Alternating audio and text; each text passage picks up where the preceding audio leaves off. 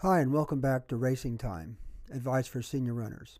In these videos, I talk about strategies for lifelong running and racing.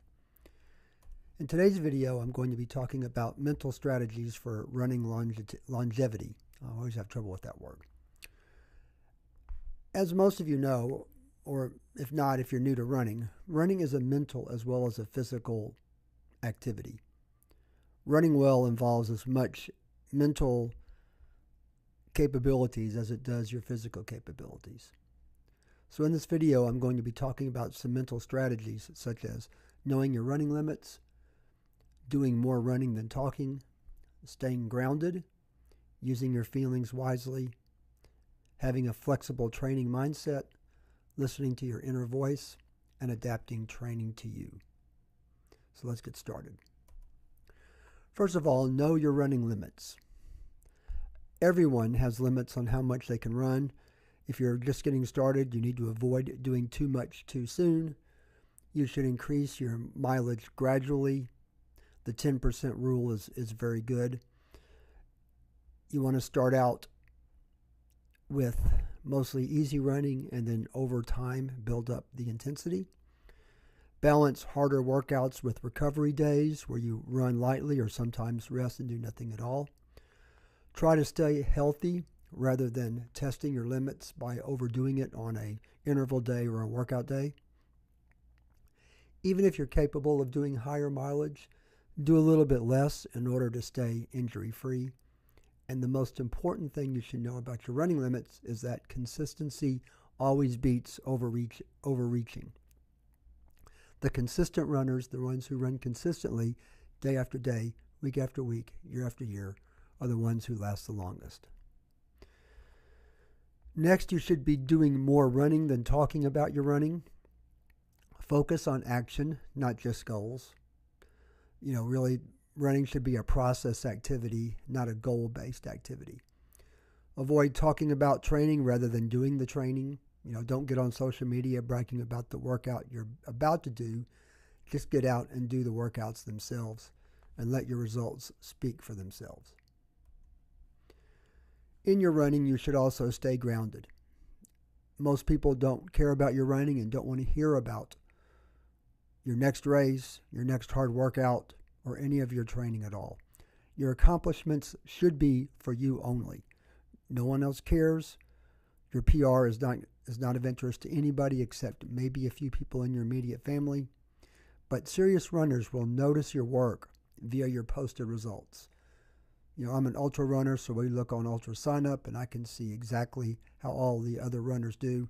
And, they don't need to be bragging about the results. I can see them for myself.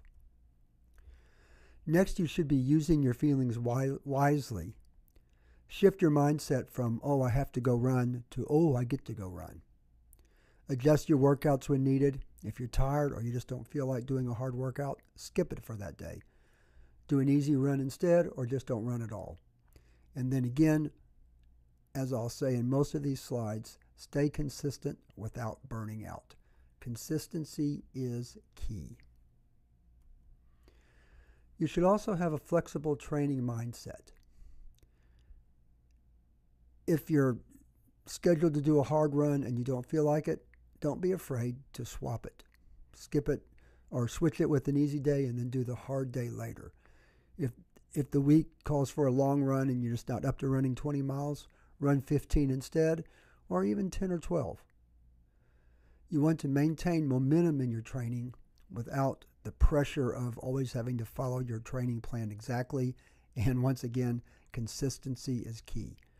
It's more important to run often than it is to hit all of your workouts. In your training and running, you should be listening to your inner voice. Running is an N of 1 experiment, which means that everybody handles the training and the volume and the pressure and all the things involved with running differently. Your body will give you the best feedback. A written training plan doesn't know how your legs feel, and you should be trusting them and not just looking on a piece of paper or listening to anyone else, even a coach, with what's best for you. You should always trust your instincts over any external advice that you're getting.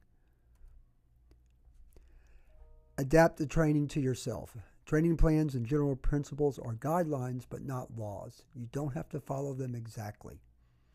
Experienced runners can adjust intensity, and experienced runners can adjust volume. Once you've been running for a while, you can decide how hard you can go on an interval day, or you can decide how many miles you can run in a week or a month or in a year. But your training should be based on how you feel, and that's a mental thing as much as a physical thing.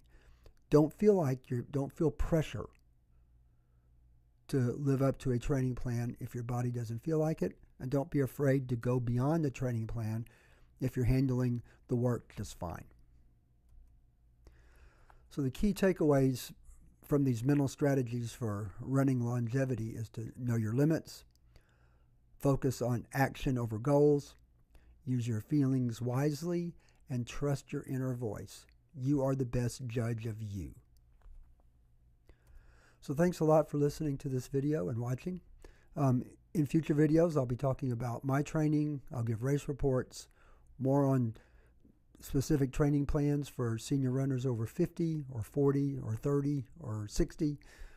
How to use cycling for cross-training. That's my cross-training activity. I'll be talking about many other training techniques. And as always, if you're interested, you can always email me to get more information. So thanks a lot for watching. And if you're interested, please like and subscribe. I'll see you in the next video. And as always, thanks to SlideGo for providing the template for this presentation.